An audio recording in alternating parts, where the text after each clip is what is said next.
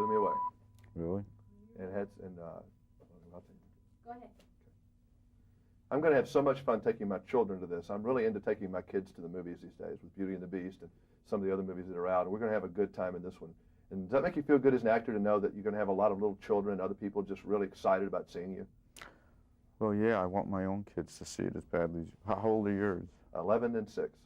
Yeah, we have, living at the house, we have 4, 7, 8, and 10, so it's similar. Years. But I can't wait for my kids to see it.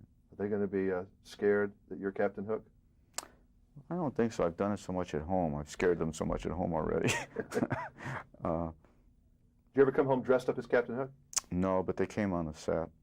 I mean, I would act like Captain Hook at home, but they saw me shoot scenes, and in fact, 2 of my kids are in the movie. 1 was cut.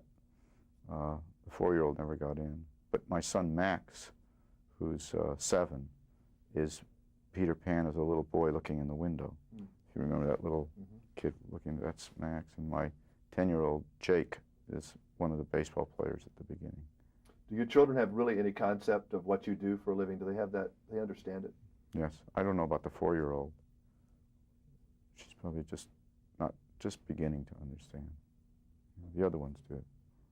I mean, it really is a high concept that you're an actor, you know, to explain to a child that you pretend to be other people and get paid for that as a living, and you make people laugh or you make people cry. It is a rather high concept, I think, for children to think about. Or it's easier for them to understand because they do it every day. I mean, it's no different than what they do. I guess the high concept is of getting paid for it. But it is close to what they do every day. It's the first thing we do as human beings, I guess. One of the first things we do is that we pretend at 2, 3 years of age, you know, I'm the mommy, you're the daddy. I mean, it's to be someone else.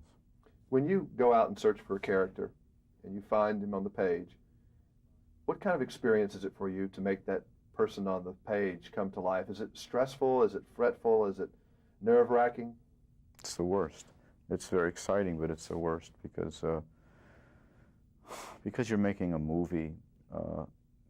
Once you start to shoot, you have to commit it to celluloid, and it's very hard to get them to do reshoots. If you're in a play and you're rehearsing, you're building a character, and if you're out of town, you're still building a character. In fact, actors will say to other actors, they'll say, I'm going to come see it, your opening, and say, don't wait 3 months, because it'll take me 3 months to really get into it. But you can't do that in a movie, because, you know, 3 months later, you're doing such a different character than you started out doing. So and you're not getting any rehearsal usually in movies. So it's such a, you know, you find sneaky ways of rehearsing. I like to screen test makeup and costumes with sound, so I can try the character out, before we start shooting. I like to read with the actors that are going to be in the movie because it's a chance to rehearse. Think you worry too much? No, I failed enough times to know that my worrying has a basis. I was going to say, do you have much of a feeling, because you've obviously hit so many home runs, I can ask this question, when something is a stinker, or do you not know it until it just turns out to be a stinker? No, you just have that and you're committed to it and say, okay, we're going to get through this, you know? Yeah, the latter. I've never known myself to be in a film experience that I knew we were in trouble and that I was wrong about. Conversely, you don't know how good a movie is going to be. Right.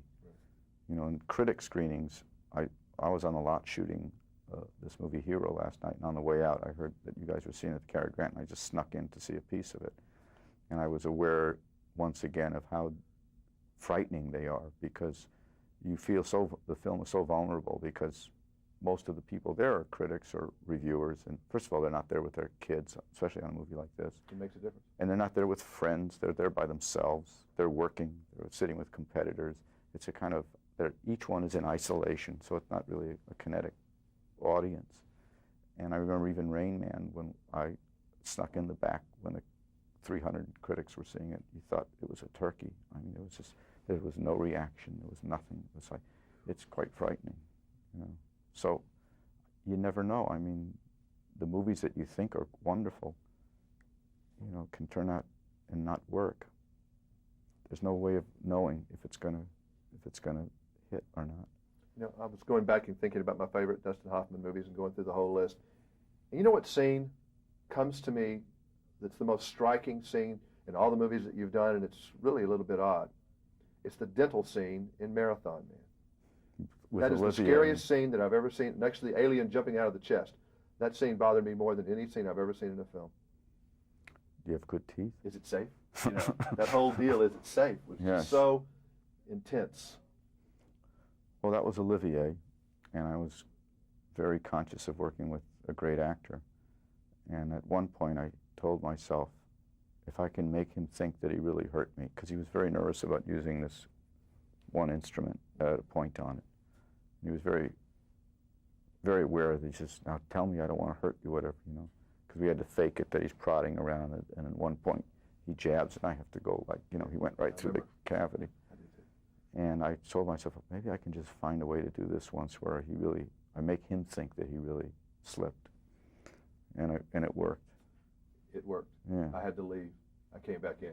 Yeah, I know that the Dental Association tried to bar the opening of the film, or tried to boycott it when we opened.